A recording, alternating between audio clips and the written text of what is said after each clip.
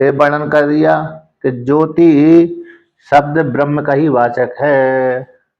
और पूर्व प्रकरण में यानी 12वें खंड में जो गायत्री शब्द के द्वारा चार चार पाद की कल्पना की गई है वो ब्रह्म का ही प्रसंग है, ना कि गायत्री छंद का। गायत्री छंद से गायत्री नामक छंद संपूर्ण जगत को व्याप्त करके नहीं रह सकता, इतनी सामर्थ्य नहीं है गायत्री छंद में। जो शब्द विशेष है वो संपूर्ण भूत उसके कार्य है, ऐसा संभव नहीं है। इसलिए ब्रह्म में ही ये संभव हो सकता है, इसलिए वहां पर भी ब्रह्म का ही प्रसंग है, ना कि गायत्री छंद का। इस प्रकार से वर्णन कर दिया। अब यहाँ पर लक्षणा के माध्यम से गायत्री छंद परमात्मा का वाचक है, चार पाद की जो कल्पना की गई है। अब उसी को लेकर के अपरेहा यानी दूसरे वेदांत के ही एक देशी को लेकर के सिद्ध करते हैं। तो दूसरे अपरेहा अपरेहा के कहने के अर्थ है कि भगवान भास्कर का ये अभिप्राय नहीं है। किसका अभिप्राय है? वृत्तिकार का मत। लक्षणा को लेकर दो, एक जेता जेत जेता जेत लक्षणा, जेत लक्षणा, अजेत लक्षणा और जेता जेत लक्षणा, और एक गौणी कल्पना।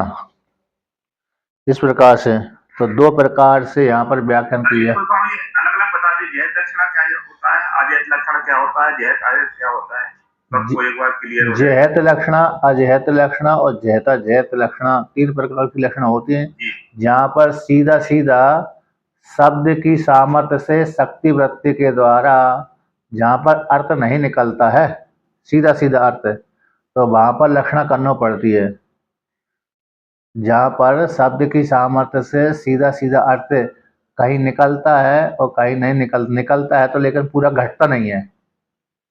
जहाँ पर शब्द की सामर्थ्य से जो अर्थ निकलना चाहिए वो अर्थ कुछ तो मिलता है, कुछ नहीं मिलता, तो पूरा पूरा नहीं घटता। तो इसलिए वहाँ पर उस शब्द के अर्थ को छोड़ करके नज़दीक में अर्थ लिया जाता है, उसको लक्षणा कह देते हैं। तो जेहत लक्षणा वो हक त्यागे धातु से जेहत शब्द बनता है, हुआ तो जेहतिन त्याग कर दिया, तो सब कुछ अंश का त्याग कर दिया, कुछ अंश को ले लिया, कुछ अंश का त्याग कर दिया, जेहत लक्षण हो गई। अजेहत लक्षणा, अजेहत उदाहरण देते जाइए। उदाहरण जैसे अरे यहाँ पर जेहत लक्षणा है, अरे जेहत लक्षणा का उदाहरण अजेहत लक्षणा का उदाहरण, जैसे यहाँ पर काके व्यो दधि रक्षिताम, काके व्यो दधि रक्षिताम, ये जो कौओं से दधि की रक्षा करना चाहिए, कौओं से दधि की रक्षा करना चाहिए, वो उदाहरण अजेहत लक्षणा का है। किसका है? अजेहत लक्षणा का। यानी कौओं से रक्षा करे तो कौआ अकेले से ही रक्षा नहीं करे। कौआ जैसे कौआ दधि का उपघातक होता है, नाश करने वाला होता है, उसी प्रकार से बिल्ली आदि भी दधि को नष्ट करने वाली होती हैं। तो अजेहत लक्षण इन कौओं को भी गिनना, साथ साथ बिल्ली आदि को भी गिनना, अजेहत लक्षण हो गए। और जेहत लक्षणा का दृष्टांत त्याग कर देना। जैसे त्याग कर देना, जो उसका लक्षण, उसका दृष्टांत कौन सा बन रहा है? उसका दृष्टांत जैसे किसी वस्तु का त्याग करना, उठ ही नहीं रहा हुआ है ना। स्वामी जी, तो हम दधि का माथन करते हैं, मथन करने के बाद जैसे हम उस जो पीछे रहता है वो पानी छोड़, जैसे नदी में अच्छा, यहाँ गंगायाम घोषा ले लीजिए, यहाँ पर गंगायाम घोषा का ही दृष्टांत ले लीजिए, मैं दूसरा कोई सोच रहा था। तो वो तो अजेहत लक्षणा दोनों का मिला करके है। तो गंगायाम घोषा में नहीं करना पड़ता है ना, गंगायाम घोषा में तो गंगा इसमें पूरे वाक्य का त्याग करके नजदीक में तीर का तो हाँ, गंगायाम घोषा ये नहीं जेहत लक्षण, ये जेहत लक्षणा का ही उदाहरण ठीक है। ये जेहत लक्षणा का उदाहरण ही आ रहा है ये, क्योंकि यहाँ पर गंगा पद से गंगा जल आ रहा है नदी के भीतर, और उसका दूसरा अर्थ तट में लिया जा रहा है, तट में, इसलिए जहत का ही उदाहरण है। और जहता जहत लक्षण का उदाहरण स्वयं देवदत्ता, स्वयं देवदत्ता प्रतिविज्ञा अतः तत्वमसि महावाक्य, तत्वमसि जो महावाक्य है अतः स्वयं देवदत्ता है, ये जहत, ये किसका लक्षण हो गया? जहता जहत लक्षण का। अथवा हाँ, ये दधी आमिक्षा वाला, दधी जैसे पनीर आदि है ना, तो पनीर जब बनाते हैं तो उसमें से पनीर को तो ग्रहण कर लेते हैं, आमिक्षा को त्याग कर देते हैं एक अंश का, लेकिन वहां पर तो जहता जहत में बैठ रहा है, लेकिन यहाँ पर गंगायाम घोषा ही जहत लक्षणा में बैठ रहा है, गंगायाम घोषा, क्योंकि गंगा शब्द से जो शब्द की सामर्थ्य थी गंगा, उसके भीतर घर है, तो घर गंगा के भीतर, जल के भीतर घर नहीं हो सकता, होगा तो बाढ़ में बह जाएगा, इसी किनारे पर अर्थ लिया जाता है। तो शब्द की जितनी सामर्थ्य थी गंगा के जल में थी, तो जल का उसका त्याग कर दिया, दूर जो नहीं आ रहा है तट में किनारे में अर्थ निकला वो ले लिया जाता है। इसलिए गंगायाम घोषा शब्द जहत लक्षणा का दृष्टांत हो गया। और काके वो दधि रक्षिता में अजहत लक्षणा का उदाहरण हो गया। और स्वयं देवदत्ता, स्वयं देवदत्ता तो तत्वमसि महावाक्य है, ये जहता जहत है, क्योंकि यहाँ पर सर्वज्ञत्व उपाधि का त्याग कर दिया और परिच्छन्नत्व उपाधि का त्याग कर दिया, चेतन चेतन ले लिया। अतः स्वयं देवदत्ता में पिंड पिंड को ले लिया, ये तत्काल और तत्काल दो कालों का त्याग कर दिया, पिंड पिंड को ले लिया, कुछ त्याग किया कुछ ग्रहण किया, तो ये जहता जहत लक्षणा का अर्थ हो जाए। का और दद का के वो दधि रक्षताम, और ये अजहत लक्षणा का हो गया गंगायाम घोषा, ये हो गया जहत लक्षणा का। इसलिए लक्षणा के माध्यम से जहाँ पर सीधा सीधा अर्थ नहीं निकल रहा है, तो लक्षणा के माध्यम से वहाँ पर गायत्री छंद के द्वारा पाद चार की कल्पना करके 3 पाद के द्वारा ब्रह्म निर्विशेष ब्रह्म वर्णन कर दिया, एक पाद के द्वारा 100 पादिक ब्रह्म जगत ब्रह्मांड के अंतर्गत कर दिया। तो वहां पर भी ब्रह्म का ही प्रसंग है, गायत्री छंद भी परमात्मा का बोध कराने वाला है, छंद के माध्यम से, छंद में अनुगत ब्रह्म, सर्वम यदि खल सर्वम इति सर्वाणि सर्वम इदम जगतम इत्यादि वाक्य के माध्यम से ये सर्वम शब्द ब्रह्म का वाचक होता है। और गायत्री छंद में पूरा सर्व नहीं आ सकता, इसलिए फिर उसके बाद गायत्री में ही 4 पाद की कल्पना, कई पादों से विश्वभूतानि तदस्यमृतं देवी, 3 तो ब्रह्म के अमृत स्वरूप में, एक पाद जगत के अंतर्गत आ जाता है, इत्यादि वाक्य के द्वारा भी ब्रह्म का वर्णन किया, तो लक्षणा के माध्यम से। अब कहते हैं कि लक्षणा करने की जरूरत नहीं है, सीधा सीधा शब्द की सामर्थ्य से गौणी वृत्ति के माध्यम से सीधा वो अर्थ निकल जाएगा, लक्षणा करने की क्या आवश्यकता है, उसी को लेकर के यहाँ पर कहते हैं। तो टीका माया गायत्री शब्द ब्रह्म का लक्षक है, ब्रह्म को बोध कराने वाला है, तो इस ऐसे व्याख्यान करके अब गौणी लक्षणा को कहते हैं गौण रूप से। तो गौणी क्या है, तो अपरे कहते हैं, अपरे मानते हैं, तो अपरे मानने का अर्थ हो गया भगवान भास्कर का ये मत नहीं है, अभिप्राय नहीं है, तो किसका मत मान लिया जाए, तो वृत्तिकार का, जो वेदांत के ही है, वेदांत के एक देशी कहलाते हैं। भर्तृ है, भर्तृ प्रपंच, भर्तृ प्रपंच, भर्तृ प्रपंच मान लीजिए, अन्य अन्य आचार्य मान लीजिए, है तो वेदांती, लेकिन एक देशी कहलाए उसमें, उसी को लेकर यहाँ पर कहते हैं कि साक्षात एव गायत्री शब्देन ब्रह्म प्रतिपाद्यते, साक्षात साक्षात ही ब्रह्म गायत्री शब्द के द्वारा साक्षात ही ब्रह्म का प्रतिपादन किया जाता है। किसको लेकर के, कहते संख्या को लेकर के, साक्षात यानी वाच्यार्थ ग्रहण के बिना, वाच्यार्थ ग्रहण अग्रहण, वाच्यार्थ का ग्रहण न होकर के, साक्षात ही वाच्यार्थ का अग्रहण बिना ही, साक्षात ही वाच्य के अर्थ का, वाच्यार्थ का जो ग्रहण किया गया, वाच्य के द्वारा अर्थ का जो ग्रहण किया गया, उसके बिना ही सीधा सीधा ही गायत्री शब्द के द्वारा यानी कौन हो, तो ब्रह्म का उपदेश किया गया, स्वीकार यानी ब्रह्म का यानी बोध कराता है गायत्री शब्द।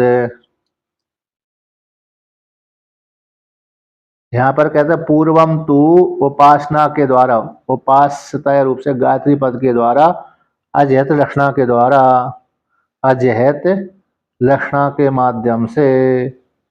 तो गायत्री ब्रह्म, गायत्री और ब्रह्म दो अपि लक्ष्यते पूर्व में, न चा न च गायत्री सर्वम इति अन्वय संभव, इति अन्वय संभव, गायत्री सर्वम है इति इस अन्वय का संभव नहीं है, ऐसा नहीं कह सकते। उसी को यहाँ पर कहते हैं पूर्व में तो गायत्री शब्द पद के द्वारा, गायत्री उपासना के माध्यम से, गायत्री पद के द्वारा, अजहत लक्षणा के द्वारा, अजहत लक्षणा, अजहत लक्षणा हो गई यानी त्यागा नहीं, अन्य को भी ग्रहण कर लिया। तो गायत्री एक, ब्रह्म दूसरे, ये दो लक्षित होते हैं, दो लक्षित होते हैं इस प्रकार से। तो यहाँ पर कहते हैं इस प्रकार से, तो यहाँ पर गायत्री सर्वम, इसमें अन्वय, यहाँ पर लक्षण लेने की आवश्यकता नहीं है। इस प्रकार लक्षण का सहारा लेने से गायत्री सर्वम इस का अन्वय नहीं हो सकता।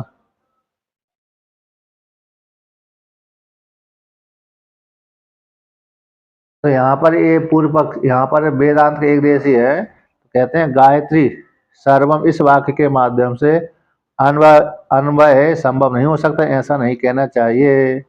घटो रूपी इसमें, घटो रूपी इस वाक्य में घट पदार्थ, घट पदार्थ के एक देश की व्यक्ति में रूप का अन्वय होता है। घट जो है उसमें रूप का अन्वय हो रहा है, उसकी पदार्थ, गायत्री पदार्थ के एक देश में, एक देश में गायत्री अनुगत ब्रह्म के प्रधान में सर्वात्मकत्व, सर्वात्मकत्व अन्वय का संभव हो जाएगा। तथा च सूत्र सिद्धांत भाग अयम अर्था, इस प्रकार से यहाँ पर ये वर्णन किया है। तो यहाँ पर क्या हो गया कि साक्षात पूर्व में तो उपासना के माध्यम से गायत्री पद के द्वारा, अजहत लक्षणा के माध्यम से गायत्री और ब्रह्म दो का लक्षित हो जाने पर गायत्री सर्वम, गायत्री सर्वम इसमें अन्वय का संभव न होने से, अन्वय असंभव, संभव नहीं है, ऐसा नहीं कह सकते। घटो रूपी, तो घट रूपी है इस वाक्य में पदार्थ, घट पदार्थ के एक देश में व्यक्ति में रूप का अन्वय संभव है। तो गायत्री पदार्थ, गायत्री पदार्थ के एक देश में भी, गायत्री पदार्थ के एक देश में भी गायत्री अनुगत ब्रह्म में प्रधान में सर्वात्मकत्व संभव हो जाता है, इति भावा, इस प्रकार से। अब उसी को यहाँ पर कहते हैं कि संख्या, तो यहाँ पर कहते हैं साक्षात गायत्री शब्द, भाष्य में ही है, साक्षात ही गायत्री शब्द के द्वारा ब्रह्म का प्रतिपादन किया जाता है। इसमें हेतु क्या है कि संख्या सामान्यात, संख्या की समानता होने से, जैसे गायत्री पाद में, गायत्री छंद में 4 पाद हैं, उसी प्रकार से ब्रह्म में भी 4 पाद हैं। तो संख्या सामान्य से गायत्री शब्द के द्वारा सीधा सीधा ब्रह्म का प्रतिपादन किया जा रहा है। तो जैसे दृष्टांत दिया जाता है, यथा गायत्री चतुष्पदा षड अक्षरे पाद ही तथा ब्रह्म चतुष्पाद, जैसे गायत्री 4 पैर वाली है, 4 पाद वाली है, 6 अक्षरों से युक्त होकर के, 6 अक्षरों से युक्त होकर के गायत्री 4 पाद वाली है। एक एक पाद में 6 अक्षर होते हैं, 6 दूनी 12, 6 कम 6, 6 2 12, 6 3 18, 6 6 24। तो 6 अक्षरों से युक्त होकर के एक पाद, ऐसे 4 पाद से 24 अक्षर बन जाते हैं। तो गायत्री जैसे 4 पाद वाली 6 अक्षरों से युक्त होकर के, उसी प्रकार से ब्रह्म भी 4 पाद वाला है। इस प्रकार से ऐसा, इसलिए सीधा लक्षणा की आवश्यकता नहीं है, सीधा सीधा ही गौण रूप से, कैसे गौण रूप से यहाँ पर गायत्री शब्द ब्रह्म का ही वाचक है। तो तथा उसी प्रकार से ततः उसी प्रकार से दूसरी जगह भी संबर विद्या में भी इस प्रकार से वर्णन आता है।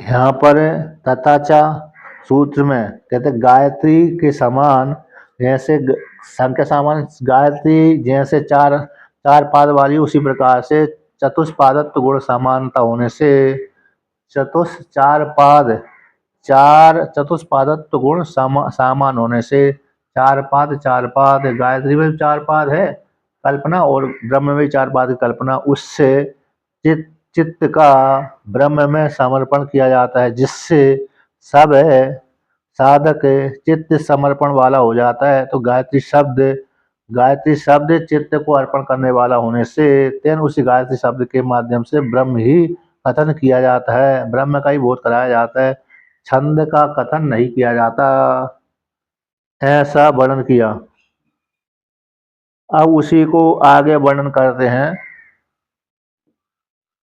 तो यहाँ पर कहते हैं तथा अधुना तथा ही दर्शनम, इस सूत्र भाग्य को लेकर के वर्णन करते हैं। तथा उसी प्रकार से भाष्य में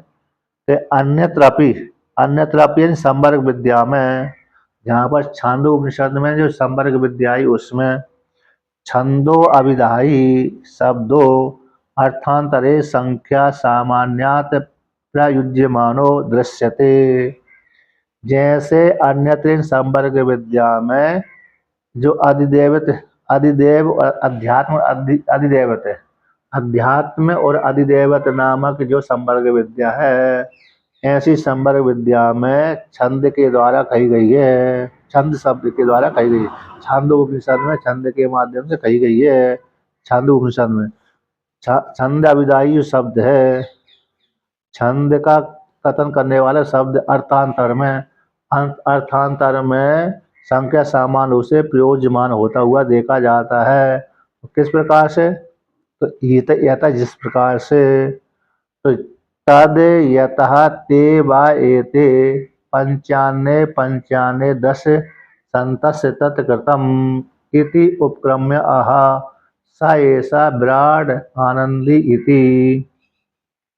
तो यहाँ पर अन्यत्र शब्द आ गए अन्नादि विराट अन्नादि। हाँ, तो अन्यत्र संवर्ग विद्या में छंद अभिधायी जो शब्द, छंद का कथन वाले, छंद का कथन करने वाला जो शब्द है, अर्थांतर में दूसरे शब्दों में संख्या सामान रूप से प्रयोग करता हुआ देखा जाता है। तो ते व एते, ते बायन व्यय एते पंचान्ने पंचान्ने, पाँच और पाँच 10 हो जाते हैं, 5 अन्न हैं और 5 अन्न हैं। तो ऐसे दोनों को मिलाकर 10 होती, उनको कृत संज्ञा नाम से कहा गया है। ऐसी संवर्ग विद्या कौन सी है? तो संवर्ग विद्या में अधिदेवत में, जैसे अधिदेवत में है प्राण, महावायु, तो महावायु रूप जो हिरण्यगर्भ है उसमें सारे देवता अंतर्भूत हो जाते हैं। उसमें से ये पांच को लेकर के वर्णन किया। अग्नि देवता, सूर्य देवता, चंद्रमा देवता, जल देवता, वरुण यानी जल देवता, और वायु। अग्नि एक हो गए यहाँ पर टीका में, 1 1 2 3 4 5वीं पंक्ति है 364 नंबर पर पृष्ठ में। संवर्ग विद्या में अधिदेवत में अग्नि 1 हो गए, सूर्य 2 हो गए, चंद्रमा 3 हो गए, अम्भांसी जल 4 हो गया, और वायु, ये सारे वायु में लीन हो जाते हैं, 5 कहलाए। ये अधिदेवत हो गए। अध्यात्म कौन से हो गए? बाक 1 हो गए, चक्षु 2 हो गए, श्रोत्र 3 हो गए, मन 4 हो गया, ये प्राण 5 हो गए। तो ये बाक, चक्षु, श्रोत्र, मन प्राण में लीन हो जाते हैं, ये अध्यात्म कहलाते हैं। तो दोनों को मिलाकर के 5 हो गए। ते पंचान्य अधिदेवक और पंचान्य आध्यात्मिक, 5 अन्य अधिदेवता कहलाए और 5 अन्य अध्यात्म कहलाए। ये दोनों को मिलाकर के 10 संख्या हो गई। ये 10 संख्या को कृत नाम के द्वारा कहा गया है। सत्युग, कृतयुग, त्रेता युग, द्वापर युग, कलयुग।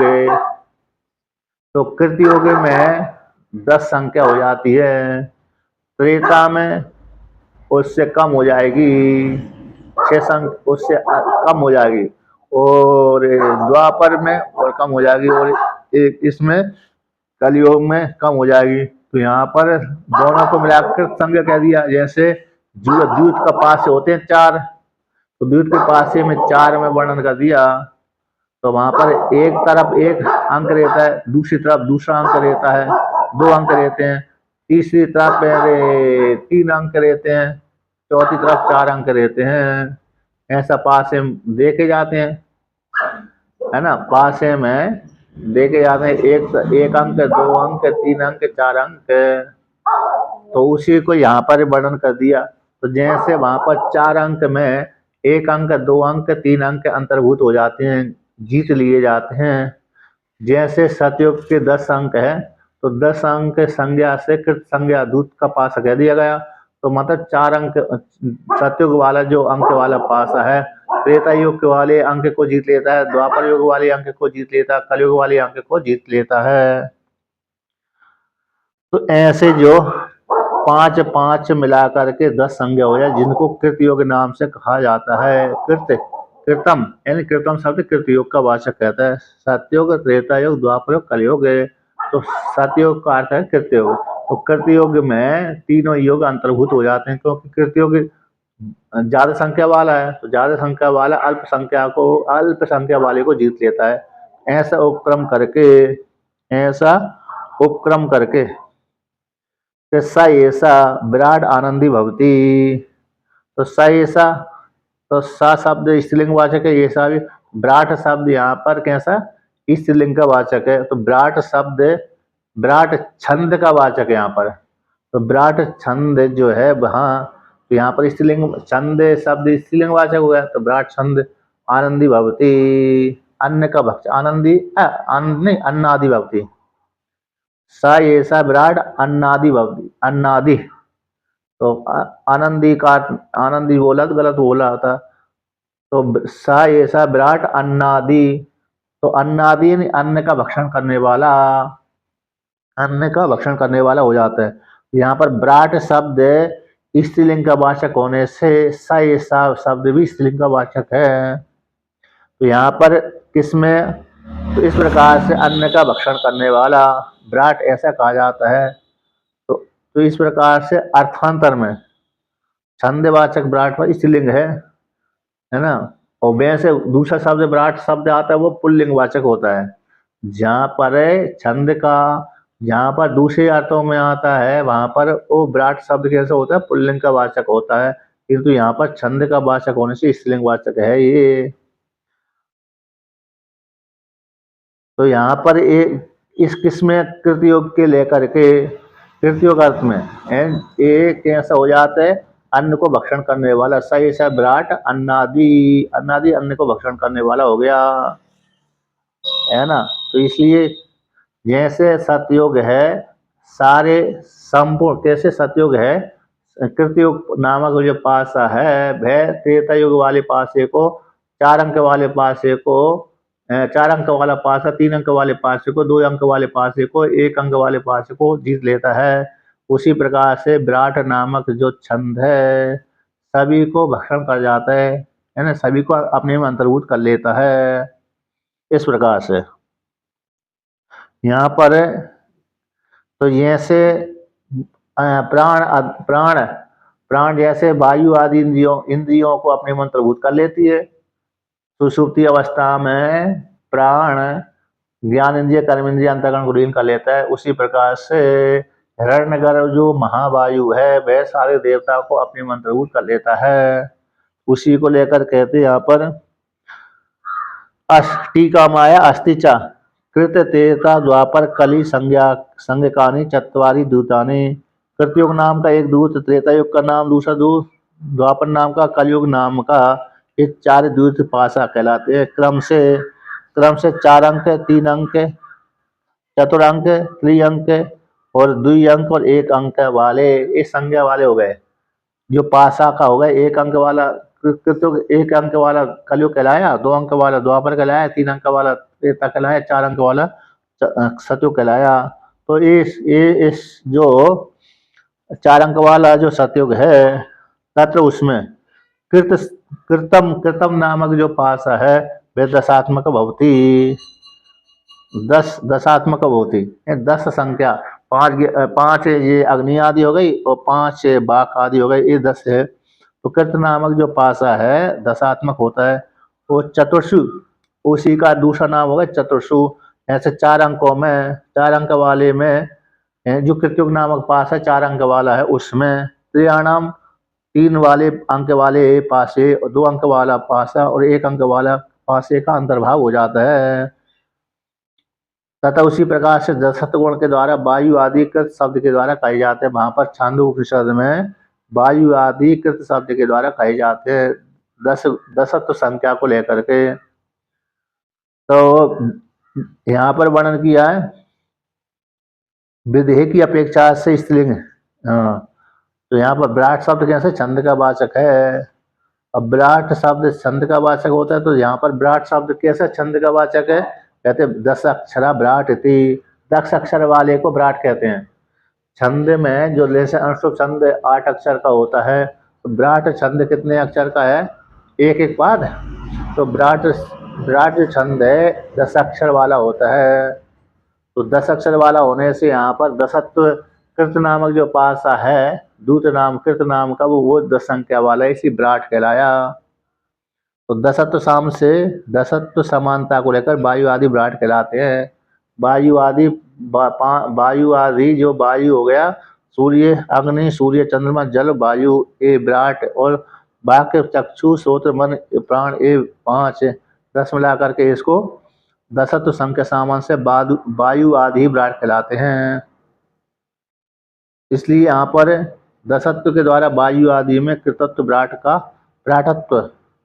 तो दशत्व संख्या के माध्यम से वायु आदि में कृत नामक पासा को लेकर के विराटत्व ध्येय करना चाहिए।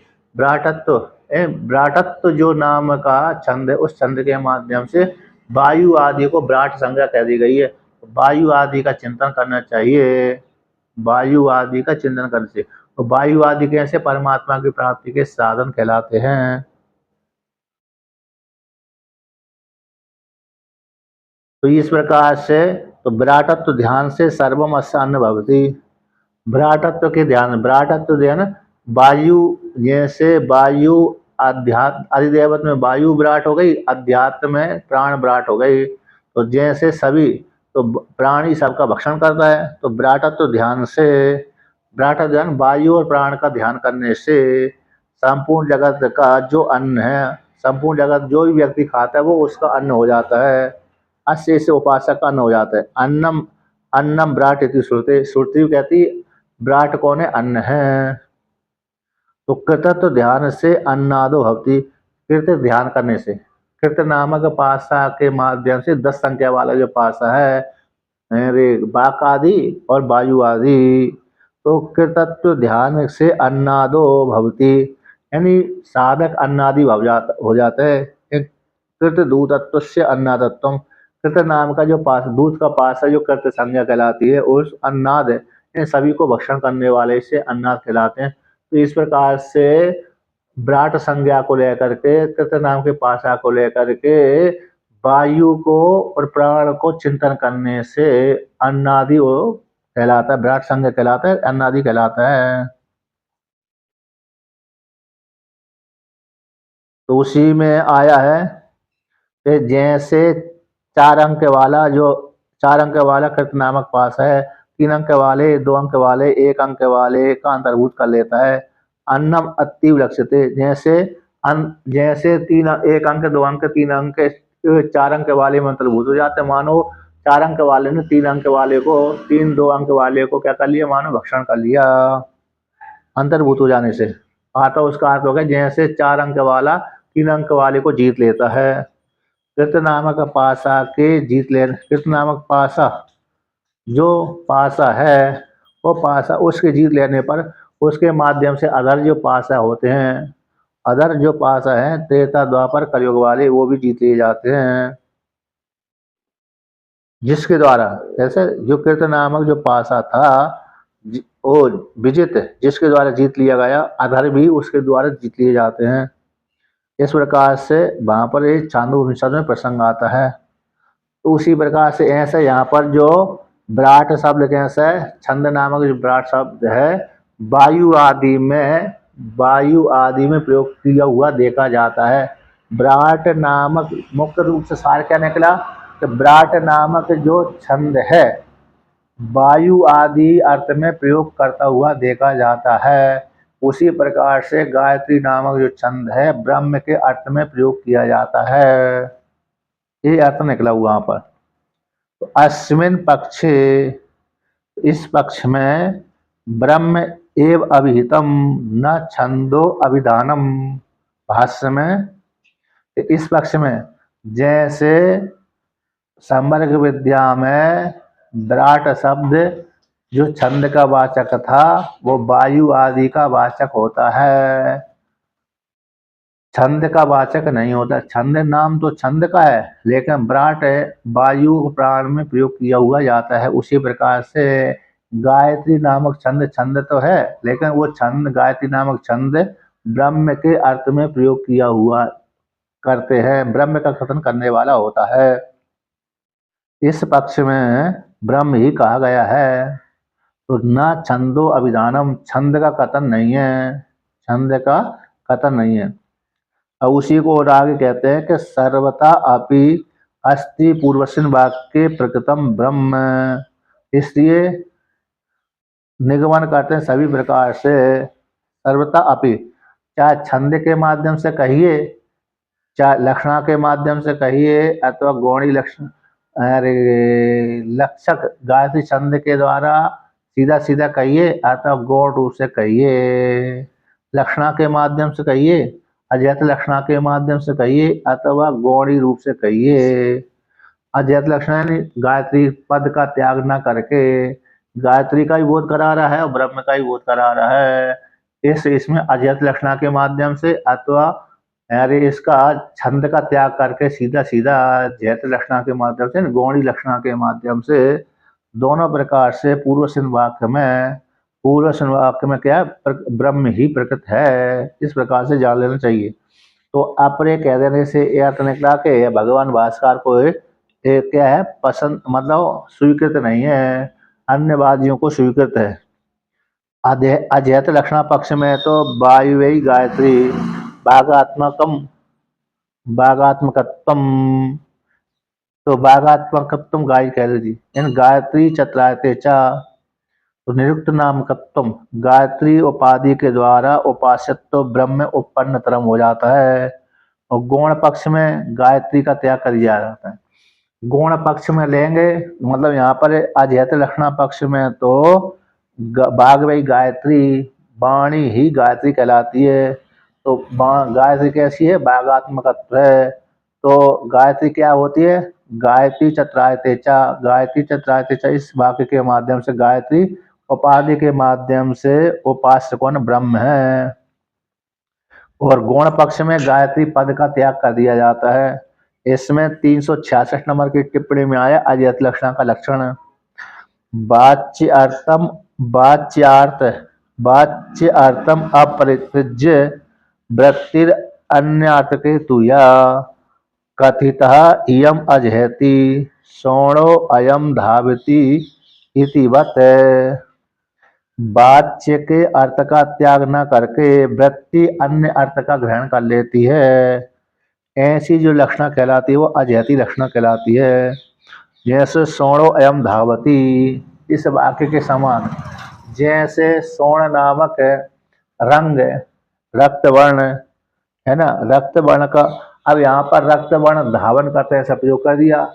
अब रक्त वर्ण कैसे धावन करेगा, रक्त वर्ण कैसे धावन करेगा, स्वतंत्र रक्त वर्ण धावन नहीं कर सकता है। इसी रक्त वर्ण किंतु अश्व में अश्व कैसा है लाल वर्ण वाला है। तो रक्त वर्ण का त्याग न करके रक्त वर्ण को ग्रहण कर लिया और अश्व का भी ग्रहण कर लिया, अश्व का भी ग्रहण कर लिया। तो रक्त का त्याग नहीं किया और अश्व का ग्रहण कर लिया, अजैत लक्षणा कहलाती है।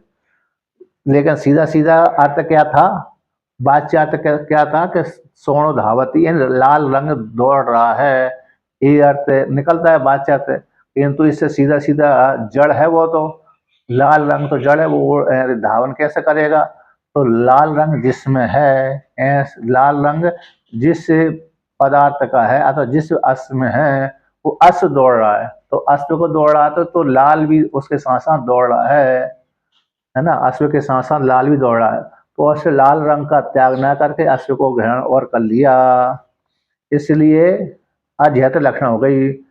और जेहत लक्षणा में त्याग कर दिया जाता है और अजेहत लक्षणा में त्याग नहीं किया जाता, अन्य अर्थ और ले लिया जाता है। इसलिए यहाँ पर गायत्री का त्याग नहीं किया अजेहत लक्षणा में। और ब्रह्म तो गायत्री का भी है, छंद का कथन भी है और ब्रह्म का कथन भी है, किंतु गौण पक्ष में गायत्री पद का त्याग कर दिया। दशत्व संख्या सामान को लेकर के चार पाद की संख्या सामान को लेकर के गायत्री छंद का त्याग कर दिया और चार पाद की कल्पना समानता को लेकर ब्रह्म को बोध करा दिया गया इस प्रकार से। तो ऐसा वर्णन किया, तो इसलिए यहाँ पर गायत्री पद का सर्वत्र त्याग ठीक नहीं है। इसी अप्रसिद्ध चतुष्पादत्व गुण के माध्यम से विप्रकृष्ट लक्षण चैती बहुत असामंजस्यम। यहाँ पर ये सार निकला है कि यहाँ पर भगवान भास्कर को ये स्वीकृत नहीं है, यानी गायत्री शब्द का त्याग करना, गायत्री पद का त्याग करना ठीक नहीं है। इसलिए बहुत आगे पीछे करके क्या करना पड़ेगी, समानता बैठाना पड़ेगी। जबकि अजेहत लक्षणा में गायत्री शब्द का भी ग्रहण गृहीत हो रहा है छठ अक्षरा के माध्यम से, चार पादों के माध्यम से और छठ अक्षरा के माध्यम से, और ब्रह्म का भी बोध हो रहा है, तो दोनों का ही गृहीत हो रहा है इस प्रकार से। अब आगे कहते हैं अगला सूत्र का पाठ करते हैं। भूतादि पाद व्यपदेश उपपत्तिश्चैवम्।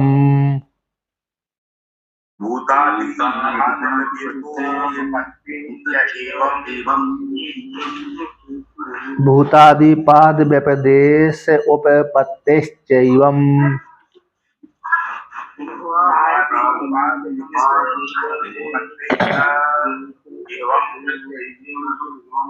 तो यहाँ पर कहते हैं भूतादि पाद का व्यपदेश की उत्पत्ति होने से, भूतादि जो पाद है, तो भूतादि पाद कैसे, गायत्री व इदम सर्वम इस श्रुति में, गायत्री व इदम सर्वम इस श्रुति में भूतादि का कथन किया गया है। भूतादि पाद का व्यपदेश हो जाने से तो संपूर्ण जगत परमात्मा के एक पाद में ही अनुगत है, और तीन पाद तो उसके अमृत स्वरूप है। तो भूतादि पृथ्वी जल तेज वायु आदि, पृथ्वी है, जल है, तेज है, वायु है, आकाश है, पंच महाभूत है। ये पंच महाभूतों के अंतर्भूत जो जगत है वो जगत परमात्मा के एक पाद में है। तो गायत्री व इदम सर्वम, संपूर्ण जगत कौन सा, गायत्री है। तो गायत्री संपूर्ण जगत गायत्री है, तो गायत्री रूप जो जगत है वो ब्रह्म के एक पाद में कल्पित है। ऐसा ही भूतादि पाद का व्यपदेश हो जाने से, व्यपदेश का कथन हो जाने से यहाँ पर ब्रह्म ही कहा गया है। इस वाक्य के माध्यम से संपूर्ण जगत परमात्मा के एक देश में कल्पित है, तीन भाग तो अमृत स्वरूप है। इस श्रुति में भूतादि पाद का ब्रह्म में ही उपन्नत्व ब्रह्म में ही उत्पन्न हो सकता है, क्योंकि संपूर्ण जगत परमात्मा के एक पाद में कल्पित है। और संपूर्ण जगत जो गायत्री से उपलक्षित संपूर्ण जगत गायत्री में अंतर्भूत नहीं हो सकता, है ना। संपूर्ण जगत गायत्री में कैसे अंतर्भूत नहीं हो सकता, अंतर्भूत नहीं हो सकता, मतलब उसमें व्यापक नहीं हो सकता। गायत्री मंत्र में ये संपूर्ण जगत व्याप्त नहीं हो सकता, इसलिए संपूर्ण जगत परमात्मा में ही कल्पित है इस प्रकार से। और भूतों की उत्पत्ति गायत्री से होती भी नहीं है, संपूर्ण जगत की उत्पत्ति गायत्री से होती भी नहीं है, परमात्मा से होती है। इसी गायत्री शब्द में अनुगत ब्रह्म ही यहाँ पर उपास्य है। गायत्री शब्द के द्वारा गायत्री शब्द के माध्यम से जैसे बाघ वही गायत्री चतुरायते, तो रक्षा कौन करता है, गायत्री करते, ब्रह्म ही रक्षा करता है गायत्री के माध्यम से। तो गायत्री शब्द के द्वारा गायत्री पद में अनुगत है, गायत्री पद में छंद में पद में अनुगत ब्रह्म ही यहाँ पर कहा गया है गायत्री शब्द के माध्यम से, 4 पाद के माध्यम से। उसी को लेकर के भाष्य में कहते हैं कि इतश्च एवं अभ्युपगंतव्यम अस्ति, पूर्वस्मिन् वाक्ये प्रकृतम ब्रह्म इति, इस प्रकार से स्वीकार कर लेना चाहिए। एवं एवं इस प्रकार से इस हेतु से भी ब्रह्म स्वीकार कर लेना चाहिए। तो कैसे? किस हेतु से? पूर्वस्मिन् वाक्य, वाक्य शेष के माध्यम से। तो पूर्वस्मिन् वाक्य में इन 12वें हैं व्यपदेश का अर्थ क्या होता है स्वामी जी? कथन किया गया है। कथन है। तो पूर्वस्मिन् वाक्य में इन 12वें खंड में ही, तीसरे अध्याय के 12वें खंड में ही ब्रह्म का प्रकरण है, जिससे भूतादीनि पादानि विपदिशति श्रुति, जिस परमात्मा से सारे भूत उत्पन्न होते हैं, ऐसे भूतादि पादों का श्रुति विपदेश करती है, कथन करती है। तो जिस परमात्मा से सारे भूतों को उत्पत्ति करती है, तो भूतादि पाद है परमात्मा के एक देश में कल्पित हैं। तो भूतादि पाद कौन है? ये हैं। तो भूत पृथ्वी शरीर हृदयानि च निर्दिश्य आहा, भूत हो गया, पृथ्वी हो गया, शरीर हृदय हो गए। भूत पंचमहाभूत, पृथ्वी हो गए, भूत से भूत ही ले लिया, पृथ्वी हो गया, शरीर हो गया, हृदय आदि, ये निर्देश करके आहा कहते हैं। स ऐसा चतुष्पदा षड्विधा गायत्री थी, ऐसे 4 पाद वाली जो गायत्री है, 6 प्रकार से, 6 शब्दों के माध्यम से, 6 प्रकार वाली, 6 अक्षरों से युक्त 6 प्रकार वाली जो गायत्री में 4 पाद वाली होती है, 4 पाद वाली, 6 अक्षरों से युक्त 4 पाद वाली गायत्री। तो नहीं, तो उसी को यहाँ पर वर्णन करते हैं कि नहीं ब्रह्म अनाश्रयणे केवलस्य छंदसो भूरादय पाद उपपद्यन्ते, क्योंकि ब्रह्म को स्वीकार किए बिना, ब्रह्म को आश्रय किए बिना केवल छंद भूतादय पाद ऊपर नहीं हो सकते। संपूर्ण जगत ये गायत्री के पाद हैं, ये ऊपर नहीं हो सकते। ब्रह्म को स्वीकार किए बिना केवल छंद के माध्यम से भूतादि पाद नहीं कहे जा सकते। भूतादि गायत्री के पाद नहीं हो सकते बिना ब्रह्म को स्वीकार किए बिना। अपिच ब्रह्म अनाश्रयणे न यम वृत्ति संबंधेता, अतः ब्रह्म को आश्रय किया बिना ये ऋचा है, इयम ऋचा न संबंधते, ब्रह्म को जब तक स्वीकार नहीं करेंगे तो सर्वम जगत संपूर्ण जगत कौन है? ये गायत्री ऐसा संबंधित नहीं हो सकती, क्योंकि सर्व के भीतर गायत्री भी आ रही है। ब्रह्म को आश्रय किए बिना यम ऋचा गायत्री के साथ संबंध भी नहीं होती। तो कहते हैं उसको आगे वर्णन कर, कौन सी वो ऋचा है कि तावन अस्य महिमा इति, अस्य इस गायत्री नामक छंदरूप ब्रह्म की जितनी महिमा है, गायत्री नामक ब्रह्म की अथवा गायत्री छंद की जितनी महिमा है, उससे आगे तावान अस्य महिमा ततो ज्ञांश पुरुषा पादोस्य विश्वभूतानि त्रिपदस्य मृतं दिवि, पादो अस्य सर्वभूतानि, जितने सारे भूत हैं वो, जितने भी सारे भूत हैं वो गायत्री ब्रह्म के हैं, तो वो उससे श्रेष्ठ पुरुष कहलाता है। ऐसी श्रुति 2 पाद में वर्णन कर दिए, फिर उसी के तीसरे पाद में कहते हैं, अरे कौन सी? पादोस्य सर्वभूतानि त्रिपदस्य मृतं दिवि, फिर कहते हैं पादोस्य सर्वभूतानि, सारे भूत परमात्मा के एक पाद हैं और 3 पाद अमृत स्वरूप हैं। तो तावन से महिमा उस जितनी भी संपूर्ण जगत की गायत्री ब्रह्म की जितनी महिमा है उससे श्रेष्ठ पुरुष होता है। तो जितना भी जगत था प्रपंच है वो परमात्मा के एक पाद है, 3 पाद तो अमृत स्वरूप है। तो अनया ही ऋचा स्वरसेन ब्रह्म एव अभिधीयते, इस प्रकार से इस ऋचा के माध्यम से और स्ववाक्य के माध्यम से स्व सामर्थ्य के माध्यम से ब्रह्म ही कहा गया है। इस वाक्य के माध्यम से, इस वाक्य के माध्यम से अस्य सर्वभूतानि, इस ब्रह्म के, अस्य पादो सर्वभूतानि, अस्य ब्रह्म के जो पाद है, इन गायत्री जगत सर्वभूतानि, सारे भूत जितने भी भूत थे, अस्य ब्रह्म का एक पाद है। त्रिपाद से अमृतंद्वी, तीन पाद तो उस परमात्मा के अमृत स्वरूप में। इस वाक्य के माध्यम से, तो इस वाक्य के माध्यम से क्या है, छंद के माध्यम से, वाक्य के द्वारा, स्वरस के द्वारा, स्वयं का कथन, स्वयं का सामर्थ्य, स्वरस हो गया ना, स्व सिद्धांत, तो स्व सामर्थ्य के माध्यम से ये ब्रह्म ही यहाँ पर कहा गया है।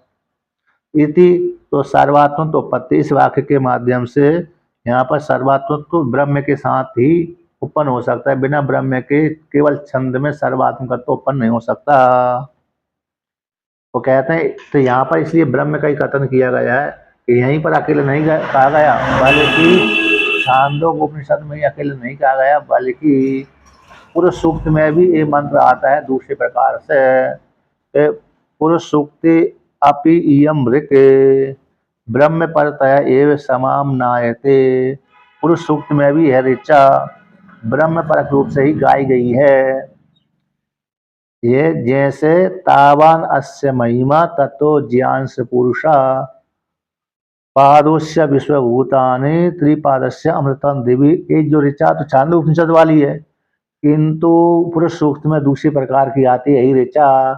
तो जैसे यहाँ पर भी ब्रह्म का प्रतिपादन किया जाता है इस ऋचा के माध्यम से, उसी प्रकार से पुरुष सूक्त में भी एक जो ऋचा दूसरे शब्द के माध्यम से आई है, वहां भी ब्रह्म परक रूप से ही गाई गई है। तो वहां पर आती है पुरुष सूक्त में, एतावान से महिमा तो जयांश पुरुषा पादोश्य विश्वभूतानि त्रिपादस्य अमृतम देवी, ऐसी बात आती है।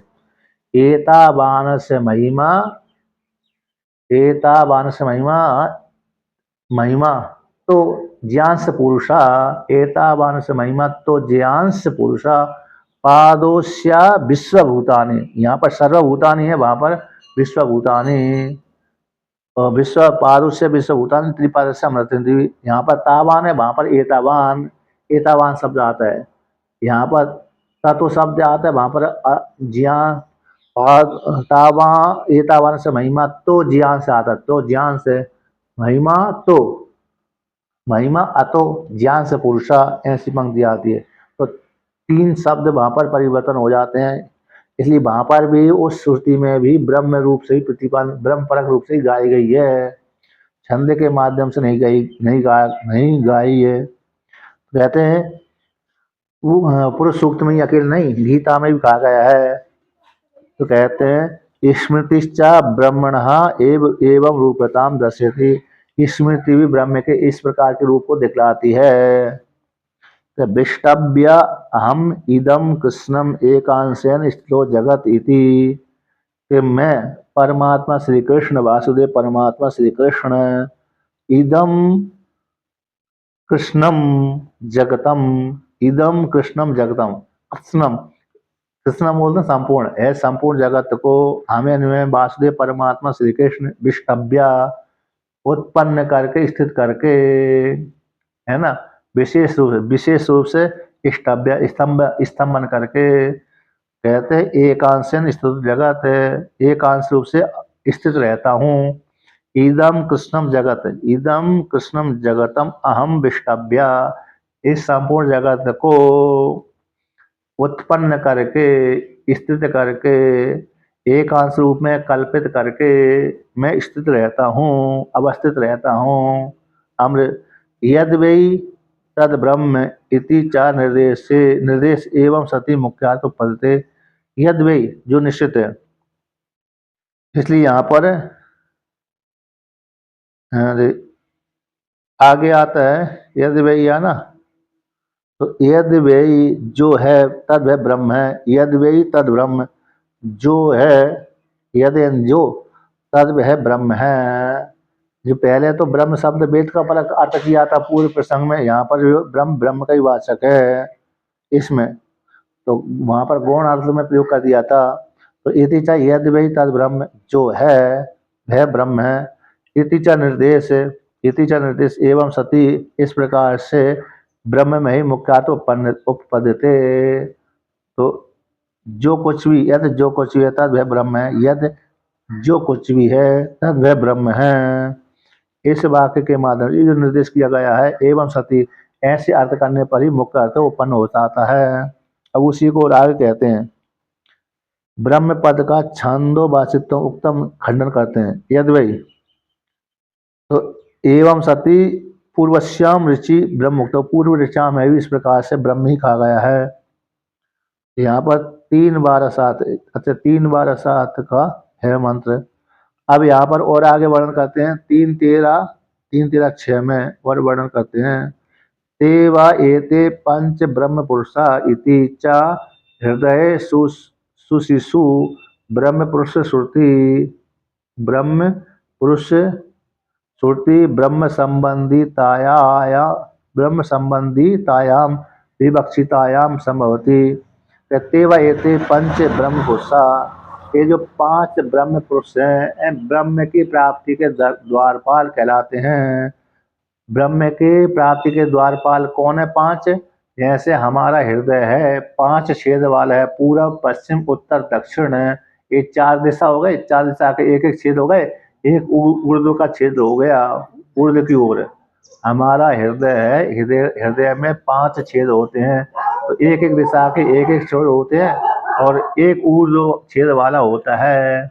तो उसमें तो ये 5 छेद होते हैं, उसमें से एक एक दरवाजे पर एक एक छेद में 5 प्राण रहते हैं। प्राण अपान व्यान उदान समान, ये 5 प्राण रहते हैं। ऊपर की तरफ छेद रहता है। हाँ, एक ऊपर की तरफ रहता है और 4 छेद चारों दिशाओं में रहते हैं। 4 छेद चारों दिशाओं में रहते हैं और एक ऊपर की ओर रहता है। तो 5 छेद वाला हृदय है, उसमें तो एक एक छेद में एक एक प्राण बैठा रहता है। प्राण अपान व्यान उदान समान, उसी 5 प्राणों को ब्रह्म पुरुष कहलाते हैं। ब्रह्म की प्राप्ति के दरवाजे, ब्रह्म की प्राप्ति के दरवाजे कहलाते हैं, इसलिए उनका नाम यहाँ पर कहते हैं ब्रह्म पुरुषा, ब्रह्म की प्राप्ति के दरवाजे द्वारपाल। तो उसी कहते हैं हृदय सुशिशु, यानी हृदय छिद्रों में ब्रह्म पुरुषक है। ब्रह्म पुरुष जो 5 प्राण अपान व्यान उदान समान है, ब्रह्म पुरुष श्रुति है। ब्रह्म संबंधितायाम, ब्रह्म के साथ संबंध की विवक्षा में ही संभव हो सकती है। यानी जो ब्रह्म पुरुष है, प्राण अपान व्यान आदि है, हृदय में जो 5 छेद है वो, उसमें 5 छेदों में ब्रह्म संज्ञा वाले 5 पुरुष रहते हैं। यानी इसके माध्यम से तो यहाँ पर जो ब्रह्म के साथ संबंध यदि नहीं होगा तो ब्रह्म पुरुष संज्ञा उनकी भी नहीं होगी। तो ब्रह्म संबंधी रूप की विवक्षा में ही ये संभव हो सकता है। ब्रह्म पुरुष आता ब्रह्म की प्राप्ति के दरवाजे द्वारपाल। तो इस प्रकार से तो प्राण अपान व्यान उदान समान, ये 5 द्वारपाल कहलाते। ध्यान के लिए, किस प्रकार से ध्यान के लिए यहाँ पर कल्पना की गई है, इनके माध्यम से जीवात्मा परमात्मा को प्राप्त कर लेता है। यहाँ पर हृदय छिद्रत्व, हृदय के छिद्र में स्थित प्राणों में ब्रह्म पुरुषत्व श्रुति है। उसी प्रकार से हृदय में तो गायत्री नामक ब्रह्म में भी उपासना के लिए, यहाँ पर किसके लिए? उपासना के साथ संबंध हो जाने पर ब्रह्म के द्वारपाल होने से ब्रह्म पुरुष कहलाते। तो गायत्री नामक ब्रह्म की उपासना के साथ संबंध होने के कारण तो ये ब्रह्म के द्वारपाल कहलाते। 5 प्राण अपान व्यान, इसलिए उनको ब्रह्म पुरुष संज्ञा कह दिया। उसी को और आगे निगमन करते हैं, तस्मात् अस्ति पूर्वस्मिन् वाक्ये ब्रह्म प्रगतम, इसलिए 6ठे अध्याय के 12वें खंड में, 30वें अध्याय के 12वें खंड में, तो पूर्वस्मिन् वाक्य में गायत्री नामक प्रकरण में ब्रह्म ही प्रकट है। तदेव ब्रह्म ज्योतिर्वाक्ये द्वि संबंधात प्रतिविज्ञायमानम परामर्शते इति सिद्धम। भाई ब्रह्म को जो गायत्री नामक प्रकरण में जो ब्रह्म कहा गया, भाई ब्रह्म ज्योतिर्नामक प्रकरण में भी कहा गया है।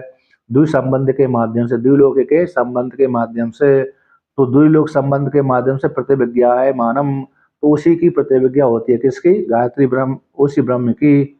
तो द्वि संबंध के अत यद अतः परो देवो ज्योति, इस वाक्य के माध्यम से, ज्योति शब्द के माध्यम से उसी गायत्री नामक ब्रह्म का गायत्री प्रसंग में जो ब्रह्म आया उसी ब्रह्म का यहाँ पर परामर्शन होता है इस शब्द के माध्यम से, उसी की प्रतिविज्ञा हो रही है। तो प्रतिविज्ञामानम परामर्शते, परामर्शन किया गया। इसी ज्योतिर्वाक्य भी, ये ज्योतिर्वाक्य वाला प्रसंग भी ब्रह्म का ही प्रसंग है, अन्य का प्रसंग नहीं। भूत ज्योति का तो देवता ज्योति का प्रसंग नहीं है, बल्कि ब्रह्म का प्रसंग है। तो ब्रह्म की उपासना इस रूप से करना चाहिए। साधक क्या करे, ब्रह्म रूप से इस प्रकार की उपासना करके ब्रह्म को प्राप्त कर लेता है, क्रम मुक्ति का भागी हो जाता है। उपासना करने वाला साधक क्रम मुक्ति का भागी होता है। तो ब्रह्म लोग फल की प्राप्ति हो, ब्रह्म की उपासना कर रहा है ज्योति के माध्यम से, तो इस प्रकार से मरने के पश्चात उसको ब्रह्म लोग फल की प्राप्ति हो जाएगी, हिरण्यगर्भ लोग फल की प्राप्ति हो जाएगी, फिर वो क्रम मुक्ति का भागी हो जाएगा। और छठे अध्याय में तो ज्ञान का सीधा ज्ञान से प्रसंग हो गया तो उत्क्रमण नहीं होगा। यहाँ पर उपासना है तो उपासना के माध्यम से वो उपासना भेदपूर्वक की जाती है, तो भेदपूर्वक की जाती है तो उपासना के बल के प्रभाव से हिरण्यगर्भ लोक में जाएगा, तो वहाँ पर उसको ब्रह्मा जी के माध्यम से अपरोक्ष साक्षात्कार हो जाएगा। यहाँ पर तो ज्ञान परोक्ष ज्ञान ही है ना। परोक्ष ज्ञान है होने से परोक्ष ज्ञान के द्वारा मुक्ति नहीं प्राप्त होती, अपरोक्ष ज्ञान से मुक्ति प्राप्त होती है। तो ब्रह्मा जी के उपदेश से फिर वहाँ पर क्या हो जाएगा, ज्ञान हो जाएगा तो मुक्त हो जाएगा, तो क्रम मुक्ति का भागी हो गए।